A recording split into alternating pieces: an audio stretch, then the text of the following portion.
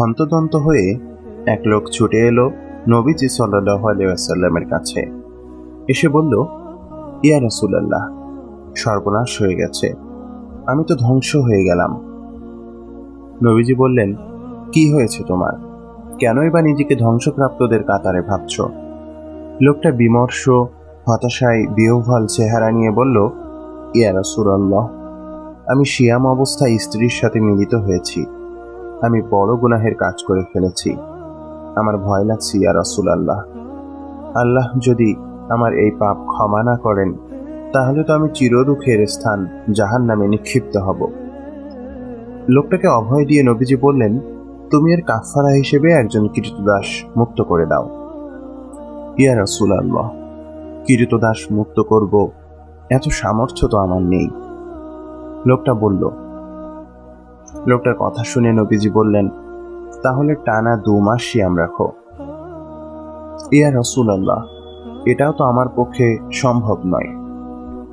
তাহলে 60 জন মিসকিনকে 2 বেলা খাবার খাওয়াও। আশা করা যায় এই কাফারার বদৌলতে আল্লাহ তোমাকে মাফ করে দেবেন।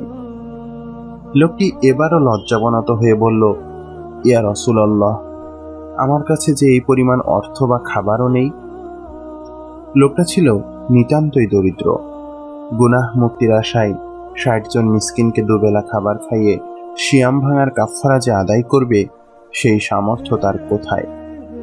কাফারার কথা শুনে লোকটার চেহারায় বিষণ্ণতার ছাপ যেন আরো প্রকট, আরো দীর্ঘ হয়ে উঠল। নিজের দারিদ্র্য এবং অপারগতার কথা স্বীকার করে লোকটা গভীর অনুনয়ের সাথে নবীজিকে বলল, কাফারা দেওয়ার কোনো সামর্থ্য নেই আমার, ইয়া রাসূলুল্লাহ। নবীজি সাল্লাল্লাহু আলাইহি ওয়াসাল্লাম গোটা একটা জনপদের বিশাল এক জনগোষ্ঠীর অবিসংবাদিত নেতা তখন। তার কাছে প্রতিদিন এরকম কত অসংখ্য, কত অঢেল সমস্যার ঝুলি নিয়ে মানুষেরা আসে, তার হিসেব নেই। যদি মুহাম্মদ সাল্লাল্লাহু আলাইহি ওয়াসাল্লামের জায়গায় অন্য কোনো সাধারণ নেতা হতো, যদি আমাদের প্রাত্যহিক জীবনে দেখে থাকা জনমানুষের প্রতিনিধিরা, যারা ভোগ এবং বিলাসের মোহে বিভোর থাকার বাইরে আর কিছুই ভাবতে পারে না, তাদের মতো কেউ থাকলে এরকম অভিযোগ অনুযোগগুলো, মানুষের এহেন জিজ্ঞাসা এবং সমস্যাগুলোর প্রতিলিপি এটেবিল ও টেবিল ঘুরে শেষ অবধি ময়লার ভাগাড়ে পরিত্যক্ত কাগজ হিসেবে জায়গা করে নিত। কিন্তু এক বিশাল জনগোষ্ঠীর নেতা, একটা জনপদের ক্ষমতাধর ব্যক্তি হয়েও তিনি কোনোদিন কারো ক্ষুদ্র থেকে বৃহৎ কোনো দরকার, কোনো প্রয়োজন, কোনো সমস্যাকেই ছোট করে দেখেননি। তার চোখে ছোট বড়, জাতপাত, ধনী গরিব, সাদা কালো, আরব অনারব কোনো ভেদাভেদ ছিল না। কি বেদুইন অথবা আরবের সম্ভ্রান্ত বংশের সর্বোচ্চ নেতা, নবীজি সাল্লাল্লাহু আলাইহি ওয়াসাল্লামের কাছে সবার একটাই পরিচয়, আল্লাহর বান্দা। সেই গরিব লোক যে তার সমস্যা নিয়ে নবীজি সাল্লাল্লাহু আলাইহি ওয়াসাল্লামের কাছে এসেছিল, কাফারা আদায় করতে অপারগ হওয়াতে ভগ্ন মনোরথে মসজিদে নববীর একপাশে গিয়ে বসে পড়ল। নিজের পাপের কাফারাটুকু করতে না পারার ভীষণ মনোযন্ত্রণা তাকে হয়তো দগ্ধ করতে লাগলো। ওদিকে নবীজি সাল্লাল্লাহু আলাইহি ওয়াসাল্লামও নিজের দৈনন্দিন কাজে ব্যস্ত হয়ে পড়লেন। যেখানে সৈন্য পাঠানোর দরকার পাঠাচ্ছেন, যে অঞ্চলে দিন শেখাবার জন্য লোক নিযুক্ত করতে হবে, সেখানে কাকে পাঠাবেন তাও ঠিক করে দিচ্ছেন, অন্যদের সাথে সলা পরামর্শ করে। পরিবারের সময় দিচ্ছেন, আত্মীয় স্বজনদের খোঁজ নিচ্ছেন।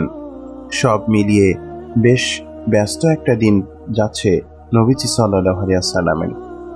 খানিক বাদে বাগান থেকে নবীজি সাল্লাল্লাহু আলাইহি ওয়াসাল্লামের জন্য কিছু খেজুর উপহার এলো কোনো এক সাহাবীর তরফ থেকে।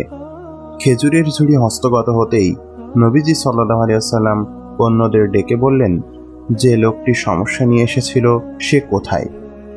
অদূরেই ছিল লোকটা।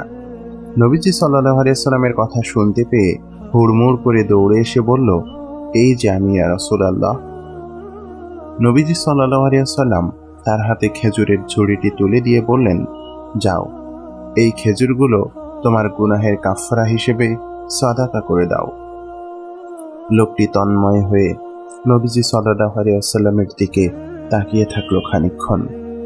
এত কাজ, এত ব্যস্ততা, এত ঝুটঝামেলার মাঝেও তার মতো এক নিঃস্ব অসহায়ের কথা তিনি মনে রেখে দিয়েছেন এবং নিজের জন্য আসা উপহারটুকু তার হাতে তুলে দেবার ব্যাপারেও এতটুকু কার্পণ্য যে করেননি, এতেই তার মুগ্ধতার রেশ কাটছে না।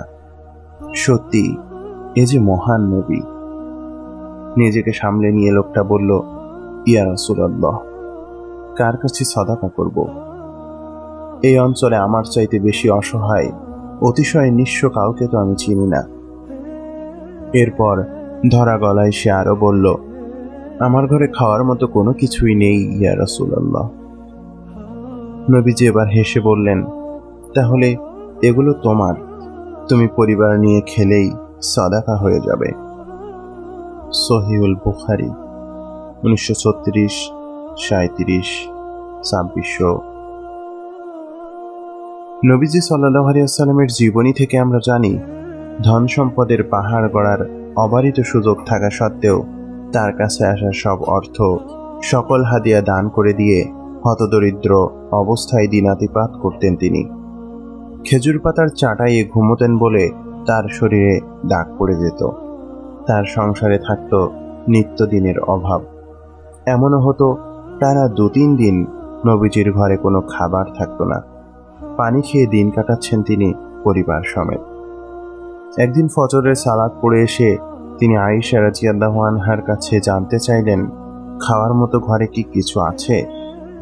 আয়েশা রাদিয়াল্লাহু আনহা জবাবে বললেন, না, আজকে ঘরে খাওয়ার মতো কিছুই নেই।